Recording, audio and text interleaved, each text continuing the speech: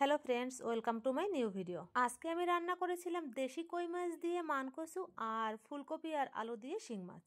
আমি প্রথম রান্নায় চলে এসেছি। প্রথমে আমি কড়াইতে তেল গরম করে কই মাছগুলো খুব ভালো করে উল্টে পাল্টে ভেজে নিব।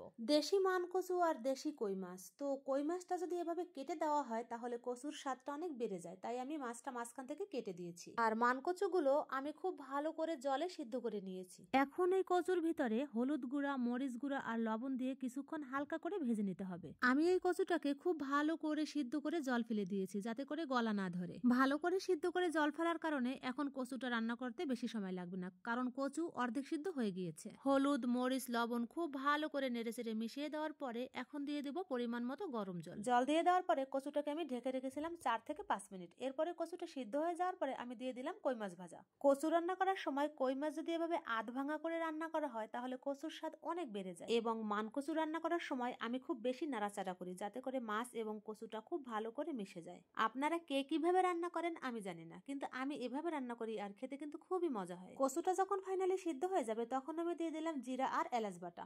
এখন আর কিচ্ছু করতে হবে না, কচু রান্না অলমোস্ট কমপ্লিট। এখন শুধু লাস্ট ফিনিশিং এ নেড়ে চেড়ে খুব ভালো করে মিশিয়ে নিতে হবে। এখন গ্যাসের ফ্লেম বাড়িয়ে দিয়ে খুব বেশি করে জাল দিয়ে ঝোলটাকে খুব ভালো করে গাঢ় করে নিতে হবে। যারা কিনা পেঁয়াজ রসুন ছাড়া আগে কখনো খাননি, এভাবে একবার রান্না করে দেখতে পারেন, অনেক মজা লাগে। এখন চলে আসলাম অন্য রেসিপিতে। কড়াইতে তেল গরম করে শিং মাছ খুব ভালো করে ভেজে নিয়েছি।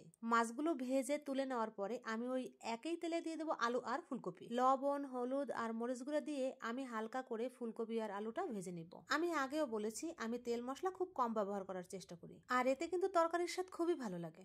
আর বেশিরভাগ সময় আমি তরকারিতে গরম জল দেওয়ার চেষ্টা করি, এতেও মনে হয় তরকারির স্বাদটা বেশি ভালো হয়। কথা বলতে বলতে তরকারিটা সিদ্ধ হয়ে গিয়েছে। এখন আমি দিয়ে দিব জিরা আর এলাচ বাটা।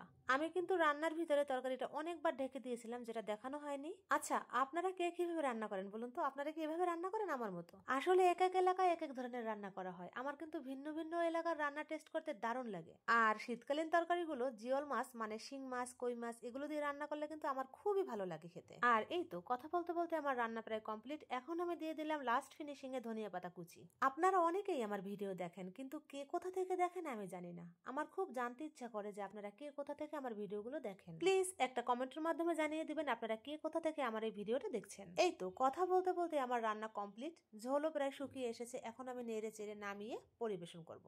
আপনারা সেম ভাবে আমার মতো এভাবে একবার রান্না করে দেখতে পারেন। যখন পেঁয়াজ রসুনের চড়া দাম থাকে তখন পেঁয়াজ রসুন ছাড়াই এভাবে রান্না করলে কিন্তু মন্দ লাগে না খেতে। ভিডিওটি ভালো লাগলে অবশ্যই একটি লাইক করবেন, শেয়ার করবেন এবং একটি গঠনমূলক কমেন্ট করবেন। আপনারা সকলে ভালো থাকবেন, সুস্থ থাকবেন, এই কামনায় বিদায় নিচ্ছি। দেখা হচ্ছে পরবর্তী ভিডিওতে।